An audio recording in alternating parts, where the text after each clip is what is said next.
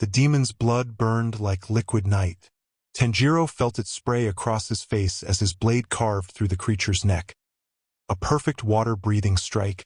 The 10th form, constant flux, building momentum through the spiral until the edge sang.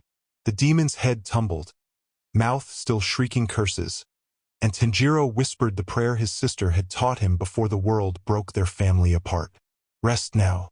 Be free of suffering. But the demon's blood demon art didn't die with its body. The air behind Tanjiro tore, not metaphorically, not the shimmer of heat or the distortion of speed. The space between one breath and the next split open like rotten cloth, spilling cold that had nothing to do with winter. Purple-black light poured through the wound in reality, and Tanjiro smelled. Wrong. All wrong. Not demon, not human, not blood or breath or earth. He tried to pivot, to leap clear, but his body was already committed to the follow-through. The constant flux carried him forward, and the rift swallowed him whole. The world folded inside out. Tanjiro's stomach lurched. His vision shattered into 1,000 fractured images. Nezuko's face, Rengoku's final smile, his family's home in snow, flames, blood, and beneath it all a sound like the universe screaming. His Nichiren blade grew hot in his grip, then cold, then vanished entirely. The uniform cloth on his back shredded. Something vast and ancient turned its attention toward him for one endless heartbeat, saw him, and then, impact. Stone. Cold stone. The smell of ash and iron. Tanjiro hit flagstones hard enough to crack ribs, or would have if he hadn't twisted midfall into a water-breathing landing, dissipating force through rolling motion. His palms scraped across worked stone. Not the smooth wood of Japanese architecture, but rough-cut blocks mortared with something that tasted of lime and old blood. He rolled to his feet, hands empty, and his breath caught. The blade. Where? There. 5 feet away, half embedded in the stone floor. Not his Nichiren blade, that had been black as coal, forged from sunblessed or. This weapon was longer, heavier, the metal a dull gray-silver that drank light. The hilt was wrapped in cracked leather. When Tanjiro's fingers closed around it, the weight felt wrong, like wearing a dead man's skin. But it was sharp, and he was unarmed in a place that reeked of death. He pulled it free and scanned his surroundings. A great hall, or what remained of one, vaulted ceiling 30 feet overhead. Most of it collapsed into rubble. Pillars carved with symbols he didn't recognize. Not the demon's marks, not any language he'd seen in the Demon Slayer core archives. The stone itself was old, centuries old, the kind of age that made even Urokadaki's mountain temple feel young. Narrow windows high on the walls let in gray light that illuminated nothing. No torches, no lanterns, just cold, dim illumination that could have been dawn or dusk or the twilight between worlds. Tanjiro closed his eyes and breathed. Total concentration breathing, first form. Draw air through the diaphragm. Hold it in the center. Let the technique sharpen every sense until the world revealed its secrets. He'd trained for this.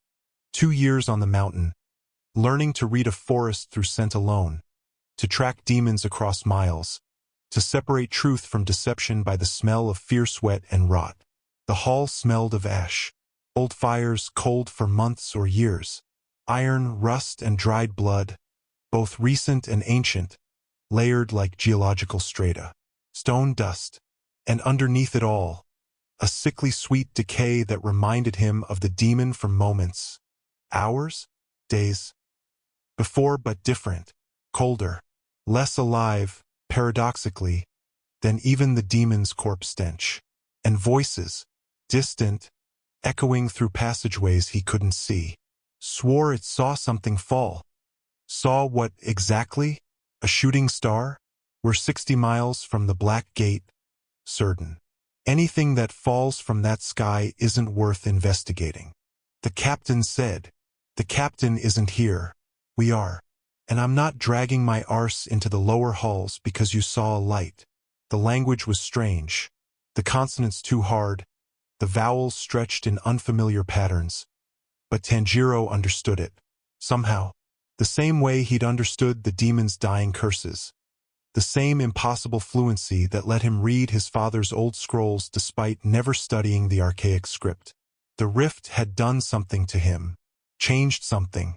Footsteps. 2 people, maybe 3, moving through an adjacent passage. Coming closer. Tanjiro pressed himself against a pillar and controlled his breathing. Not the sharp, deliberate rhythm of total concentration, but the shallow, slow breath of a coal burner learning to move quietly through snow-laden forests. The blade felt alien in his grip. Too heavy. The balance was wrong. But he'd trained with broken weapons before. He'd adapted.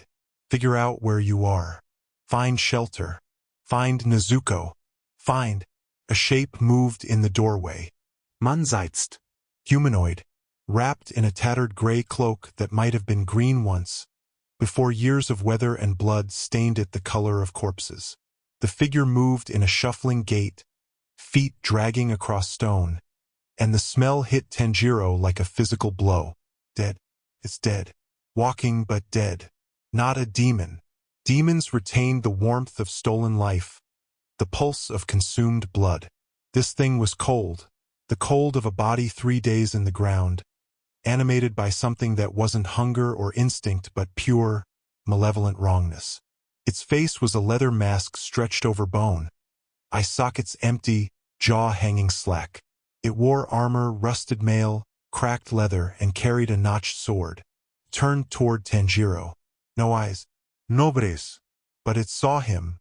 The creature lurched forward, sword rising in a clumsy overhead strike. Tanjiro sidestepped, water-breathing footwork, the flowing evasion of the second form, and his borrowed blade flashed out in a horizontal cut. The edge bit into the creature's neck and stuck. The blade lodged in dead flesh and corroded bone, and the creature didn't stop. Didn't flinch. Didn't bleed. It swung again, a wild backhand that would have disemboweled Tanjiro if he hadn't released the sword and dropped into a backward roll. His hand found a broken pillar fragment, and he hurled it at the thing's head. The stone shattered against the skull with a wet crack, and the creature stumbled. Tanjiro reclaimed his blade, jerking it free with a grunt. The metal came away coated in black ichor that smelled of grave mold and sulfur. Not a demon. Can't kill it like a demon. No blood. No neck to sever. It's already dead. The creature lunged. Tanjiro's breath caught. Instinct overrode thought. He dropped into the stance his father had shown him once. That winter night before the world ended. Low center of gravity. Blade held high, breath drawn deep into the core. Not water breathing. Hinakami Kagura. Dance. He moved. The blade traced a vertical arc. Rising strike, then descending, then rising again in a continuous wheel of motion, faster and faster as the breath fed the technique, as his muscles remembered what his mind had barely learned. The sword edge burned not with literal fire but with force, momentum compressed into a single point, and when it struck the creature's torso it didn't cut so much as unmake. The undead thing exploded. Not dramatically, no fireball, no thunder. It simply came apart at the seams, armor and bone and leathered flesh collapsing into component pieces that hit the flagstones with wet thuds. Tanjiro stumbled, gasping. The technique had lasted 3 seconds. His legs shook. His vision swam. The price of sun-breathing, always the price. He'd used it in desperation during the Mugen train battle and nearly died from exhaustion afterward. Here, alone, without the core medics, without anyone. More footsteps. Running now. Did you hear that? Somethings. 3 figures burst through the doorway. Men. Or at least human-shaped. They wore leather and mail, carried bows with arrows nocked, and their faces were hard with the kind of exhaustion that came from sleeping in armor for weeks. The leader, tall, broad-shouldered, with a gray streak through his dark hair, froze when he saw Tanjiro. Saw the destroyed creature. Saw the strange blade. Saw Tanjiro's foreign face, his torn uniform, the geometric scar across his forehead that pulsed with the heat of exertion. The man's bow came up, arrow aimed at Tanjiro's chest. Don't. Move. Tanjiro raised his hands slowly, the borrowed blade dangling loose in his grip. The movement made his ribs scream. The fall through the rift had cracked something, or the sun-breathing form had torn muscle. Either way, he couldn't fight. Not three armed men. Not when his breath came ragged and his vision still swam with exhaustion. "I'm not your enemy," he said, keeping his voice level, calm, the way his father had taught him to speak to frightened animals in the forest. The leader didn't lower his bow. His eyes, gray as winter stone, tracked every micro-movement, the gaze of a man who'd survived too many ambushes to trust sudden friendliness. The two men flanking him spread out, cutting off escape routes. Professional. Efficient. That's what they all say. The leader's voice was gravel rough, each word bitten off short. Right before the dead rise and the darkness spreads. You speak Westron well enough for an Easterling. Or are you something else?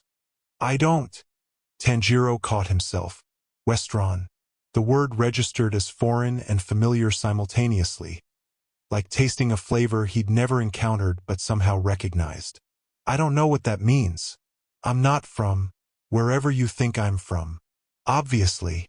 One of the flanking men, younger, with a scar bisecting his left eyebrow, gestured at Tanjiro's ruined uniform with his sword. Look at him, Berender. That's not Haradrim cloth. Not Easterling either. And that mark on his forehead. I see it, certain. Berender's bow didn't waver. His draw arm was granite steady, the mark of a man who could hold a shot for minutes without trembling. But I also saw what he did to the white. That wasn't sword work. That was something else. The third man, older, with a face like weathered oak, circled wide, keeping his spear leveled at Tanjiro's back. Could be sorcery. Could be he's one of the necromancer's creatures. Fresh made, still got his wits. I killed it, Tanjiro said quietly. The white, the dead thing. I destroyed it. We noticed. Berender's eyes narrowed. Question is how. Barrow-wights don't die from steel alone. We've lost men trying. So either you're a fool who got lucky, or you're something the necromancer cooked up to lure us deeper into his pit. Tanjiro inhaled slowly, not total concentration, just a normal breath, testing. The three men smelled of leather, sweat, smoke, and old fear. The kind of fear that had been carried so long it became part of the body's natural scent. Soldiers who'd seen too much, survived too much, and learned to trust nothing. But underneath the fear, duty, exhaustion, and something else, grief maybe, or the ghost of hope so faint it barely registered. Not enemies. Not really. Just men doing what Tanjiro would do in their position. Protecting people from threats they didn't understand. My name is Tanjiro Kamado, he said, meeting Berender's gaze directly. I'm a demon slayer from, he paused. How could he explain? Japan? The Taisho era? None of those words would mean anything here. From very far away, I was fighting something. A creature. Tore a hole in the world and I fell through. I don't know where this is. I don't know how I got here. But I'm not your enemy. I'm just lost, alone, separated from Nezuko. His throat closed around the words. Berender studied him for a long moment. The bow didn't lower, but something shifted in his expression. A fractional softening, like ice beginning to crack, fell through a hole in the world. Right? He glanced at his companions. Irindel? Thoughts. The older man with the spear grunted. Could be truth. Could be lies. But if he's one of Morghael's creatures, he'd have attacked already. The whites don't parley. Unless he's bait, Certain muttered. Bait for what? Irindel shot back. We're three fools in an abandoned tower 60 miles from civilization. If Morghael wanted us dead, he'd have done it already. Berender's jaw tightened. For a heartbeat, Tanjiro saw something raw behind the man's eyes. A wound that hadn't healed. A loss that still bled. Then the professional mask slammed back down. Drop the sword, Berender ordered. Tanjiro complied immediately, letting the blade clatter to the flagstones. His hands remained raised, palms open. "Kick it away from you." Slowly, Tanjiro obeyed. The sword skittered across stone, coming to rest near Surden's boots. The younger man scooped it up, testing the weight with a low whistle. "This is old," Surden said, turning the blade in the dim light. "Pre-fall era, maybe. Where'd you find it?" "It appeared when I came through," Tanjiro said. "My weapon was destroyed. Or lost. I don't know. That blade was just there when I landed." Berender finally lowered his bow, though the arrow remained knocked. "Convenient. I know how it sounds." "Do you?" Berender approached slowly, each step measured, and stopped just outside Tanjiro's reach. Close enough to read his face. Close enough to smell the truth or lack thereof in his sweat. "You claim you fell through a hole in reality while fighting demons. You speak Westron like a native despite clearly being from nowhere in Middle-earth I've ever heard of. You destroyed a wight with a technique that looked like—" He paused, searching for words. "Like you were dancing. And now you stand here, injured and alone, asking me to believe you're just a lost traveler." Tanjiro met his eyes. "Yes. Why should I? Because I'm telling the truth." Tanjiro's hands lowered slowly, non-threateningly. "Because I can smell that you're grieving something. Recent loss. Someone close. And I know what that's like. I know what it means to fight things that shouldn't exist, to lose people you were supposed to protect, to wake up in a world that doesn't make sense anymore." His voice dropped. "I'm not asking you to trust me. I'm asking you not to kill me until I can prove I'm not a threat." Silence stretched between them. Irindel broke it with a rough laugh. "Hell's Berender. If he's lying, he's the best liar I've met in 40 years. And if he's telling truth, we just threatened to shoot a man who fell out of the sky and killed a wight barehanded." Berender's expression didn't change. But after a moment, he returned the arrow to his quiver and slung the bow across his back. "You're not barehanded," he said. "You used a technique. Something that burned the wight from the inside out." He stepped closer, studying Tanjiro's face. The scar, the exhaustion, the foreign features. "I've seen wizards work. I've seen the elves' craft. I've even seen Dunedain rangers call on the old bloodlines for strength. What you did wasn't any of those. It's called Hinakami Kagura," Tanjiro said quietly. "Sun breathing. My family's technique. It's not magic. It's just breathing. Controlled breath that enhances the body's strength and speed. Just breathing."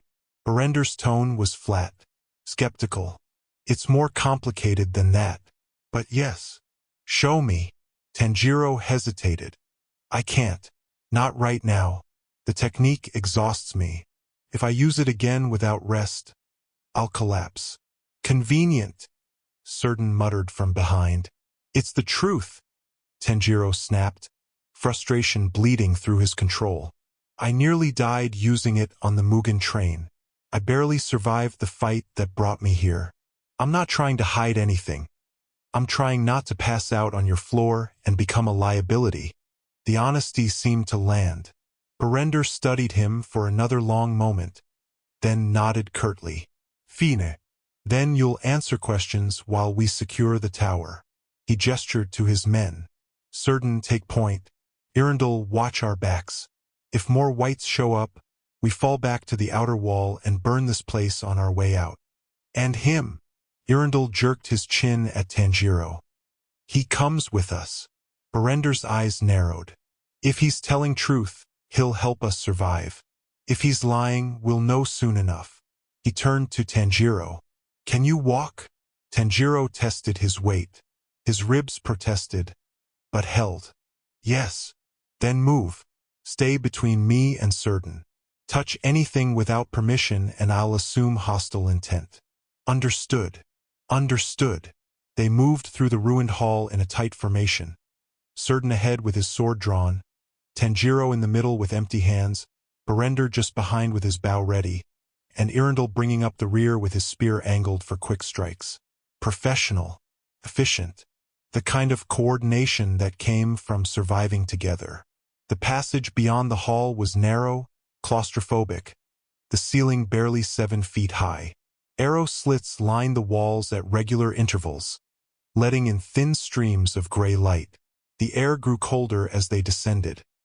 Not the natural chill of stone, but something wrong, like walking into a tomb that had been sealed too long. Tanjiro's enhanced sense of smell caught it first. The sickly sweet decay was stronger here, layered with sulfur and something acrid that made his eyes water. "Do you smell that?" he whispered. Barrender stiffened. "Smell what?" "Decay, sulfur, and something else. Chemical, like burned." He didn't have words for it. "Like burned wrongness." "Burned wrongness," Certain repeated. "That's helpful." "He's right, though." Irindal's voice was grim. "I smell it too. Faint but there.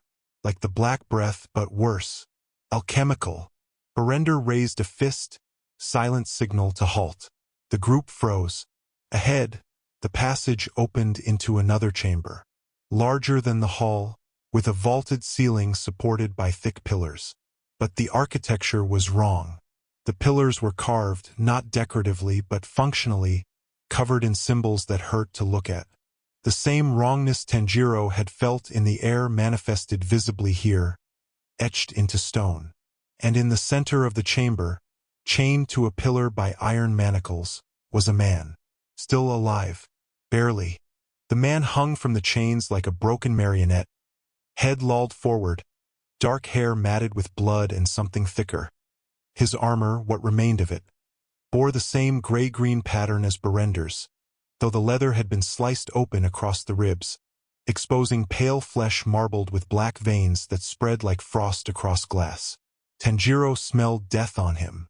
Not the immediate death of a fresh corpse, but the slow rot of a body consuming itself from within. "Halvern." Barender's voice cracked on the name. The chained man's head lifted fractionally. His eyes, clouded white at the edges, still holding a core of desperate clarity, fixed on Barrender. "Burin." The word came out wet, bubbling. Blood on his lips. "Told you not to come back." Barrender was moving before anyone could stop him, crossing the chamber in 4 long strides. Certain hissed a warning, but Barrender ignored it, dropping to one knee before the chained man and reaching for the manacles. "We're getting you out," Barrender said, his voice steady despite the tremor in his hands. "Hold on. Just hold." "No." Halvern's hand, the one not chained, shot out and clamped around Barender's wrist with desperate strength. "Listen, listen. The necromancer, Morghael, he's here, deeper in the tower, experimenting, building something." His breath hitched. "He did this to me 3 days ago. Poison. Some kind of slow transformation.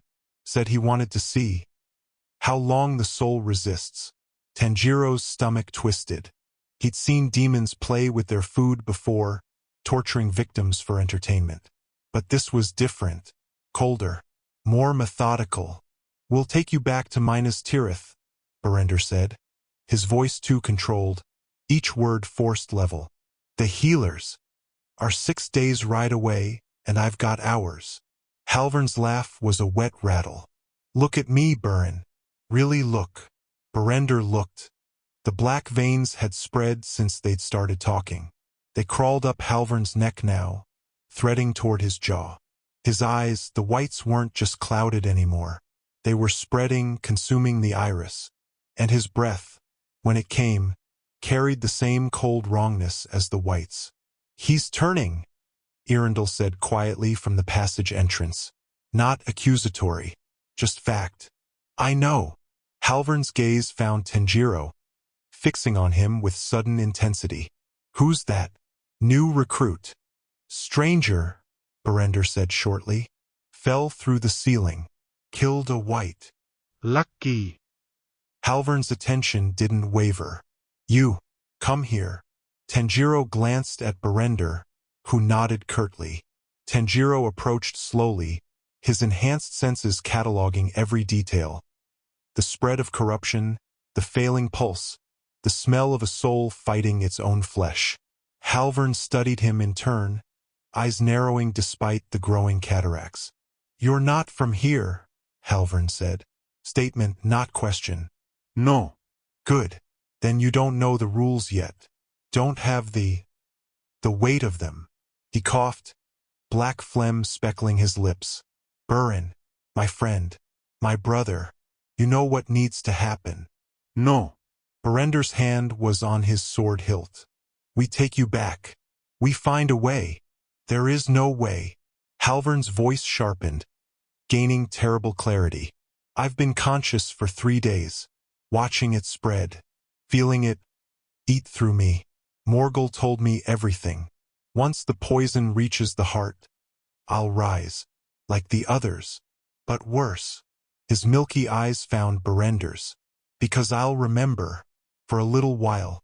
I'll remember you, your voice, your face, and I'll hunt you with everything I know about rangers, about the routes you use, about—" "Stop." Berender's voice was ragged. "I won't." Halvern's chained hand rattled against iron. "You think this is the first time? Morghael's been doing this for months. Every ranger patrol that went missing, he's been collecting us, learning from us. And when the transformation completes, we become his perfect hunters. We know Gondor's defenses. We know the safe paths. We know—" His breath hitched, a spasm of pain locking his jaw. When he spoke again, his voice was thinner. "I can feel it, Burin, in my chest, moving toward my heart. Maybe an hour left. Maybe less."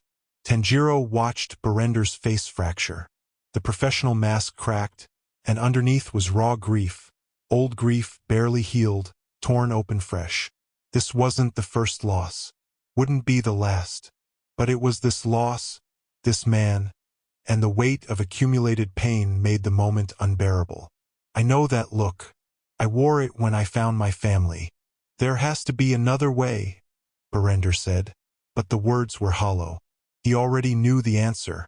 "There is." Halvern's free hand fumbled at his belt, withdrew a dagger. The same dagger from Tanjiro's earlier vision or premonition, or whatever the rift had shown him. Halvern offered it to Berender pommel first. "End it, while I'm still me, before the poison finishes." Berender stared at the blade like it was a serpent. "I can't." The words barely made sound. "You can. You have to." Halvern's voice cracked. "Burin, please, I don't want to become that. I don't want to be the thing that kills you or certain or—" He looked at Tanjiro again. "Or whoever this stranger is. You're my brother, my captain. So give me this. Let me die clean." The silence in the chamber was absolute. Tanjiro's chest tightened. He'd been here before, not literally but emotionally. Standing over his sister Nezuko after she'd been turned demon. His hand on his blade, Urokadaki's words ringing in his skull. "If she kills someone, you and your sister both must die." The terrible calculus of mercy versus duty. The impossible weight of ending a life to prevent worse suffering. But Nezuko had been different. She'd retained her humanity somehow. Fought the demon hunger. Proven that transformation wasn't absolute. And Tanjiro had gambled everything on that slim hope. Could he gamble here? Did Halvern have that same chance? He breathed deeply, testing the air. The corruption scent was stronger than before, measurably so. It was accelerating. Whatever poison Morghael had used, it wasn't like demon infection. There was no middle ground. No partial transformation. This was a countdown to an inevitable endpoint. "How long has the corruption been spreading?" Tanjiro asked quietly. Halvern's eyes flicked to him. 3 days, maybe 70 hours since he injected me. "And how far has it progressed?" "Started in my ribs, where he cut me. Now it's—" Halvern lifted his free hand, showing fingers tipped with blackened nails. "Everywhere except my head and heart. Once it reaches those—" He didn't finish. Tanjiro closed his eyes. Think, what would Shinobu do? She knew poisons, knew corruption, knew how to slow demon infections, but Shinobu wasn't here. The Demon Slayer Corps wasn't here. The wisteria antidotes and carefully calibrated medicines weren't here. Tanjiro was alone in a world whose rules he didn't understand, facing a poison he'd never encountered, with no equipment and no knowledge. And a man was dying. What would father do? His father's voice, memory soft. When you can't save them, give them peace. Tanjiro opened his eyes, looked at Halvern, really looked the way he'd been trained to see demons, to separate the corruption from the person, to find the humanity even in monsters. Halvern was still human, barely, but the corruption wasn't just physical, it was ontological, rewriting what he was at a fundamental level, like the demons but colder, more absolute. Demons retained personality, twisted into cruelty. This would leave nothing but malice wearing Halvern's skin. "I'm sorry," Tanjiro said quietly. Halvern's expression crumpled with relief. "Thank you for being honest." He turned back to Berender, still holding out the dagger. "Brother, please." Berender's hand trembled as he reached for the blade, and stopped. "I can't," he whispered. "Halvern, I can't. You're asking me to grant mercy." Halvern's voice was gentle now, almost pitying. "The same mercy you'd want if you were in chains. The same mercy we give wounded horses, or men too broken to save. I'm broken, Burin. Let me go." Berender's fingers closed around the dagger hilt. His knuckles went white. For a long moment, nothing moved. The chamber held its breath. Even the sickly sweet decay seemed to pause, waiting. Then Berender lowered the blade. "I can't," he said again. And this time it wasn't weakness, it was confession. "Not you. Not after," his voice broke. "Not after Ferder. Not after I promised your mother I'd bring you home alive." Halvern's expression twisted. Grief, understanding, and beneath it all, growing fear. "Burin, there has to be another way." Berender's desperation was naked now. "We take you to Minas Tirith. The healers might. The healers can't fix this." Halvern's shout echoed off stone, raw and ragged. "You know that. You've seen what happens to men who resist the corruption too long. They don't just turn, they suffer. For days, conscious but not in control, watching themselves tear into their brothers. Is that what you want for me? I want you alive. I'm already dead. You're just choosing how much I suffer first." The words hit like hammer blows. Berender flinched, and Tanjiro saw the exact moment the captain's control shattered. The professional mask cracked apart, and underneath was just a man. Exhausted, grieving, carrying too many losses on shoulders that had finally found a weight they couldn't bear. Halvern's head lolled forward. His breath came shorter now, each inhalation wet and labored. The black veins had reached his collarbone, creeping toward his throat like frost on glass. "I can feel it," Halvern whispered. "In my chest. Moving. It's getting harder to think.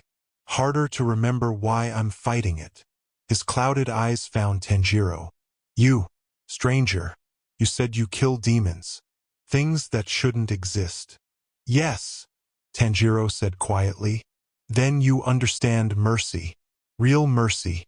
Not the kind that makes you feel better." Halvern's chained hand rattled against iron, reaching as far as the manacles allowed. "If my captain can't do it, will you?" The question hung in the cold air. Tanjiro's breath stopped. He felt every eye in the chamber turn toward him. Berender's grief-stricken stare, Serden's shock, Irindal's grim assessment. They were strangers. He'd known them for less than an hour. This wasn't his world, wasn't his fight, wasn't his... But it is, isn't it? This is exactly your fight. How many times had he stood over dying demons, blades still wet with their blood, and offered prayers for their souls? How many times had he seen the humanity underneath the monster, the suffering person trapped in corrupted flesh? Rue, the spider demon, crying for his mother. The drum demon, Kyogai, desperate for recognition. Even Akaza raging against his own forgotten humanity. He'd shown them all mercy. Not by letting them live, they were beyond saving, corrupted past redemption. But by seeing them, by acknowledging their suffering, by granting them peace. This was the same. Halvern was still human, but the corruption was absolute. There was no cure, no reversal, no desperate gamble that might save him. Only the choice between a quick death as himself or a slow transformation into something that would hunt his brothers. What would father do? His father's voice. Compassion without wisdom is only sentiment. True compassion sometimes means the blade. But Tanjiro's own voice, small and frightened. This is different. He's not a demon. He hasn't hurt anyone. He's just sick. How can I? Halvern coughed, and black phlegm spattered the flagstones. When he spoke again, his voice was thinner, words slightly slurred. Please, while I can still ask. While it's still me asking. Tanjiro looked at Berender. The captain stood frozen, dagger hanging loose in his grip, eyes fixed on Halvern with the expression of a man watching his world collapse. Captain, Tanjiro said softly, if I do this, will you hate me for it? Berender's jaw worked. For a long moment he didn't answer. Then, no, I'll hate myself. But not you. His voice was raw. He's right. I know he's right. I just can't. Halvern finished. I know, brother. That's why I'm asking him. Another cough. More black fluid. His fingers were completely dark now, the nails fallen away to reveal something harder underneath. Stranger, what's your name? Tanjiro. Tanjiro Kamado. Tanjiro. Halvern tested the foreign syllables. That's strange. Good strange. Means you're from far enough away. You don't carry our sins. He smiled, a ghastly expression with blood-stained teeth. Do this for me. Grant me clean death. And I'll tell you what Morghael's planning. What he's building down there. Fair trade. You don't need to trade, Tanjiro said quietly. If this is mercy, it shouldn't have a price. Halvern's smile widened fractionally. See, Burin? This one understands. Tanjiro approached slowly. His borrowed blade was still with certain, but Halvern was holding out the dagger, simple steel, well-maintained, the leather grip worn smooth by years of use. A soldier's knife, the kind carried for utility and last resort. Tanjiro took it. The weight felt wrong. Too light, too crude. Not the perfect balance of a Nicaran blade forged to kill demons. Just iron and leather and the weight of an impossible choice. Where? Tanjiro asked softly. Heart. Halvern's free hand moved to his chest, tapping the spot between ribs. Quick thrust. Upward angle. Should be instant. He paused. I think. Never been on this end before. Have you made peace? The question came automatically, the same words Tanjiro spoke to every demon before the blade fell. Is there anything you need to say? Halvern's clouded eyes found Berender. Take care of them. The others. Don't let guilt make you stupid. Then to Certain, stop gambling. You're terrible at it. To Irindel, tell my mother. Tell her I thought of her. At the end. Back to Tanjiro. And you, strange demon slayer from nowhere. When you find Morghael. His voice dropped to a whisper. Make it hurt. Tanjiro's hand tightened on the dagger. I'm not. You will. Halvern's certainty was absolute. I can see it. In your eyes. You've got that look. The one that says you've already lost everything that matters. So when you find the ones responsible. He coughed, black fluid running down his chin. Promise me. Make hurt. I promise I'll stop him, Tanjiro said carefully. I can't promise cruelty. That's not close enough. Halvern's head tilted back, exposing his throat. No, not his throat. His heart. the spot he'd indicated. Do it quick, before I lose, before I can't ask anymore. Tanjiro positioned the blade. His hand was steady, the same steadiness that had carried him through 100 demon executions, through the Mugen train, through every nightmare since his family died. Muscle memory, training, the body's knowledge overriding the mind's horror. He breathed, not total concentration, just the simple rhythm his father had taught him for focus, for presence, for being here, in this moment, witnessing this death rather than fleeing into dissociation. I'm sorry. I'm so sorry. Thank you, Halvern whispered. Tanjiro thrust. The blade slid between ribs with terrible ease, finding the heart with precision he didn't know he possessed. Halvern's body jerked once, a single spasm, and then went slack. His clouded eyes widened, then cleared fractionally, the white receding just enough to show brown irises one final time. Burin, he breathed. Tell her I fought it till the end. I will, Berender said, his voice breaking. I swear it. Halvern smiled, a real smile, free of corruption, free of fear. Then the light went out of his eyes like a candle snuffed, and the body hanging from the chains was just meat and empty cloth. Tanjiro withdrew the blade with a wet sound that made his stomach twist.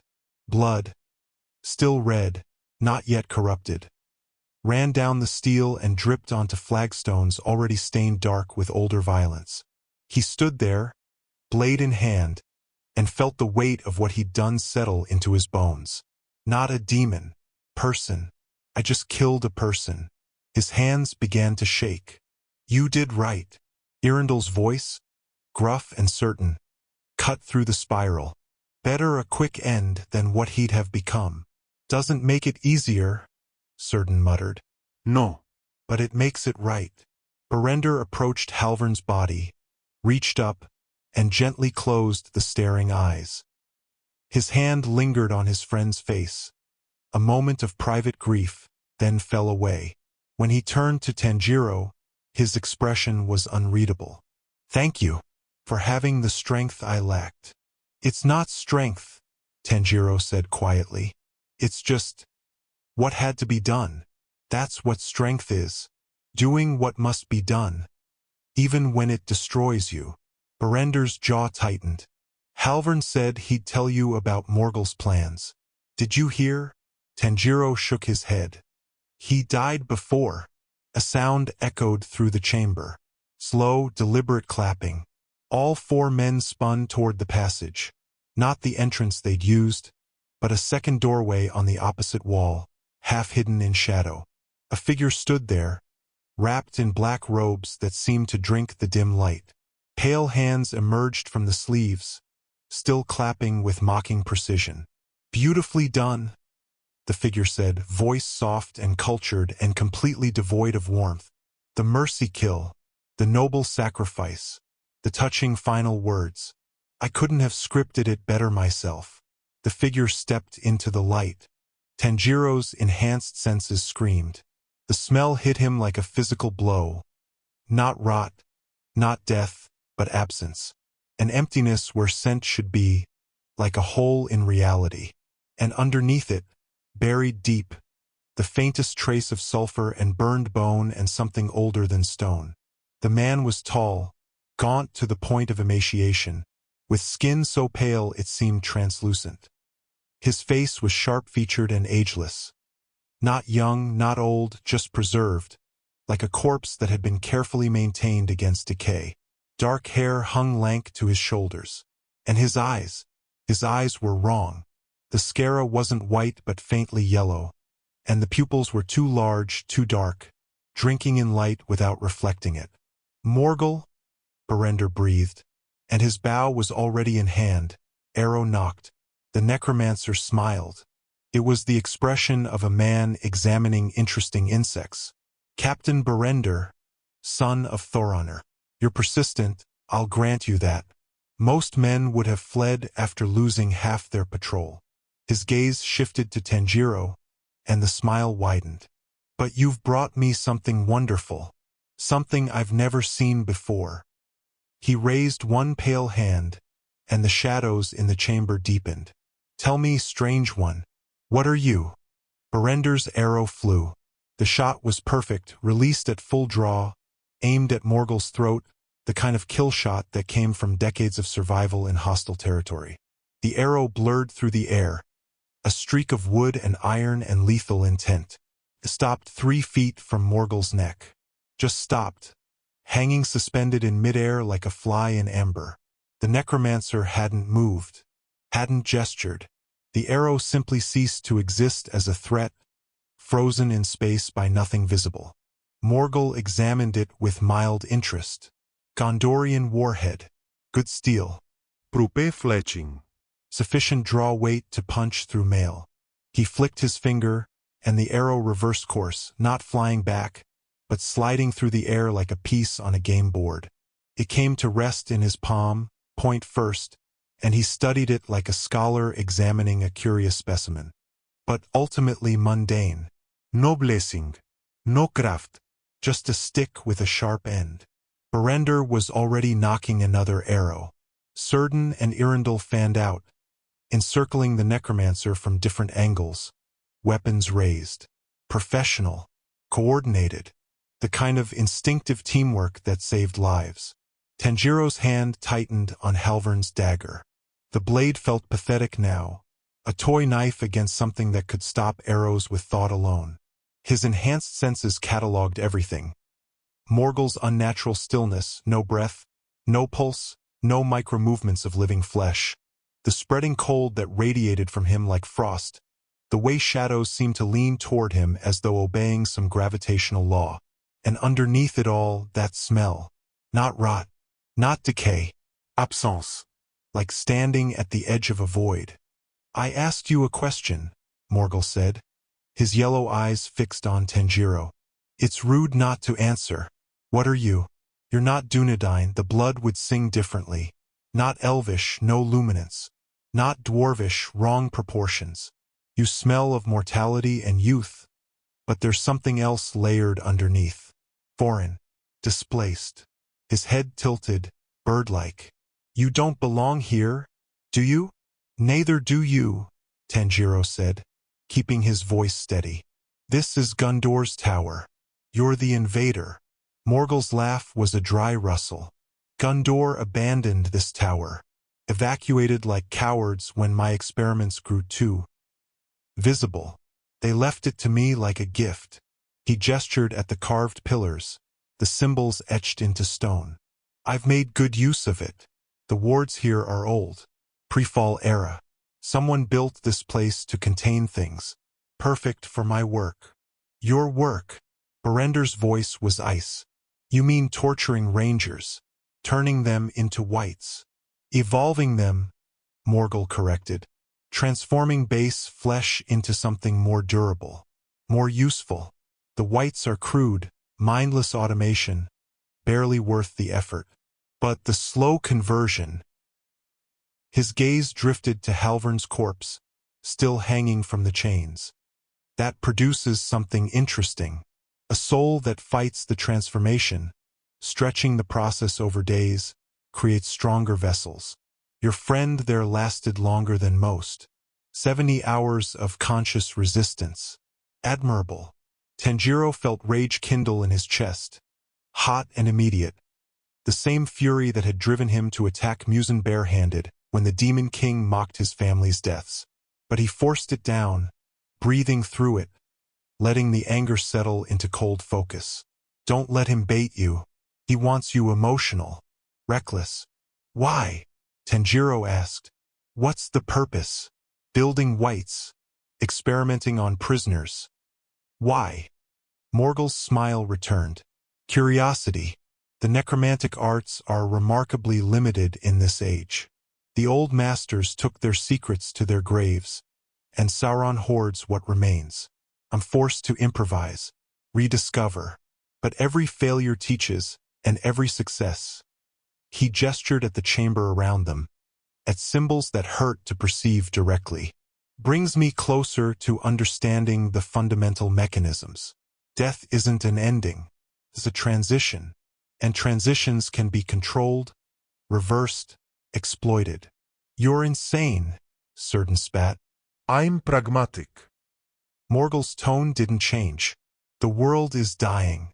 Gondor weakens. Rohan falters. The elves sail west. Mordor grows stronger every year. In 50 years, perhaps less, the darkness will swallow everything. Unless someone develops tools to resist it. New techniques. New weapons. His yellow eyes gleamed. I offer salvation through transformation. Gondor rejected me, called my research heresy.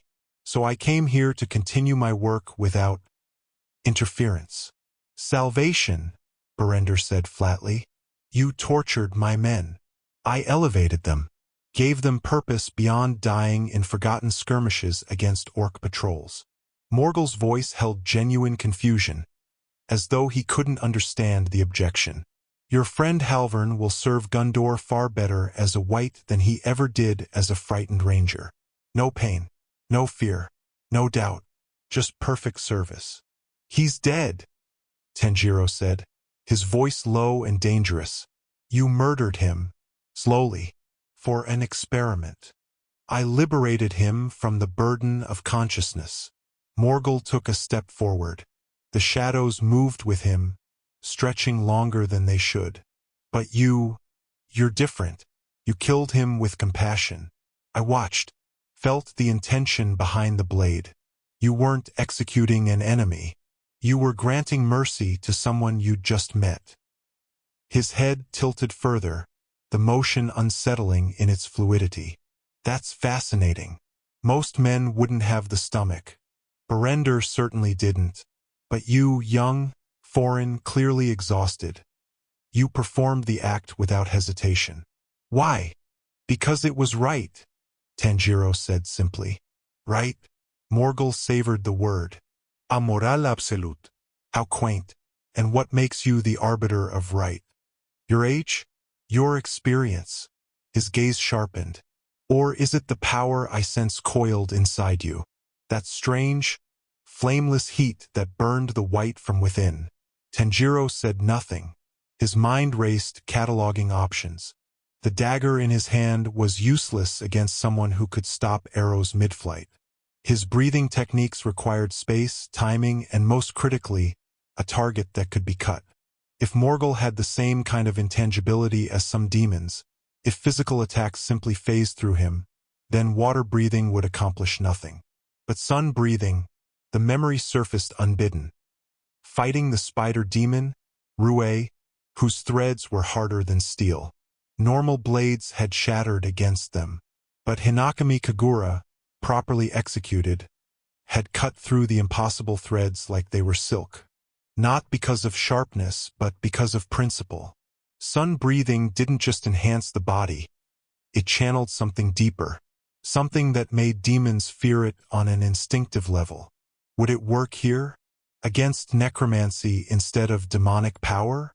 Only one way to find out. Irindel, Berender said quietly.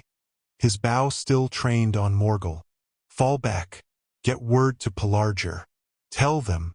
No one is leaving. Morghael's voice dropped to a whisper, and the temperature plummeted. The doorway they'd entered through slammed shut.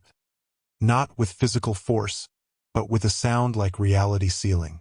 Stone grinding against stone, ancient mechanisms activating, and then silence. Absolute. Suffocating.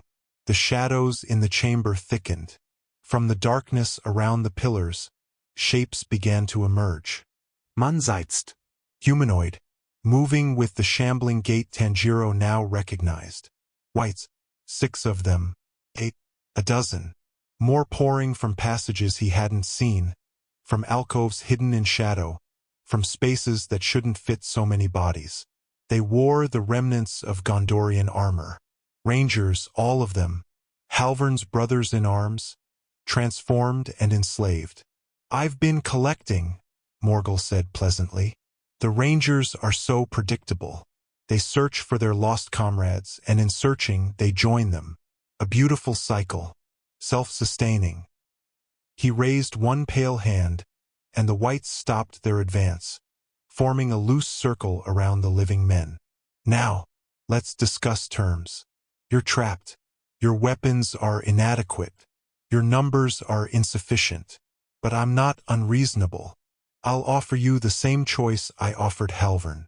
We're not interested, Berender said. You haven't heard it yet.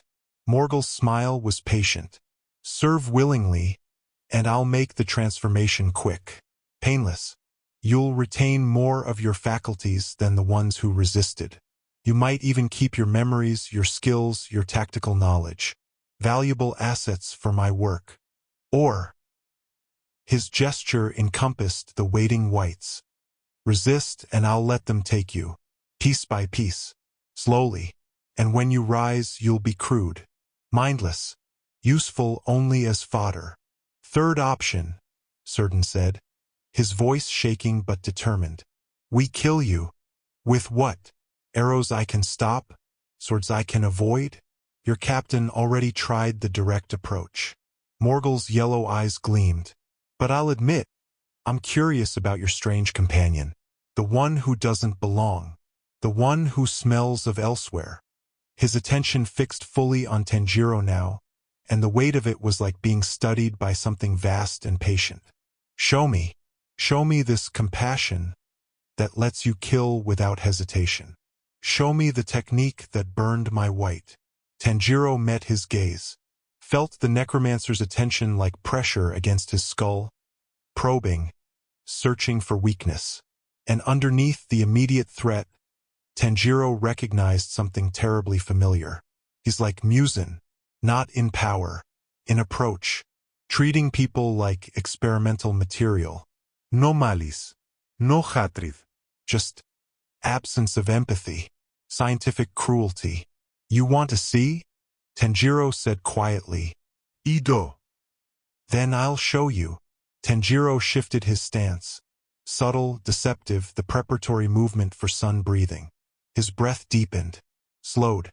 The chamber's cold air filled his lungs, and he began the cycling pattern. But understand something first. Oh, I fought monsters that treated humans the way you do. Creatures that saw us as food, as toys, as subjects for experimentation. Demons who forgot they were ever human, who justified their cruelty with philosophy and curiosity. Tanjiro's hand tightened on the dagger. It was inadequate, but it would do. And every single one of them died surprised, because they forgot something important. Morghael's smile faded slightly. And what's that? Even prey can bite. Tanjiro moved,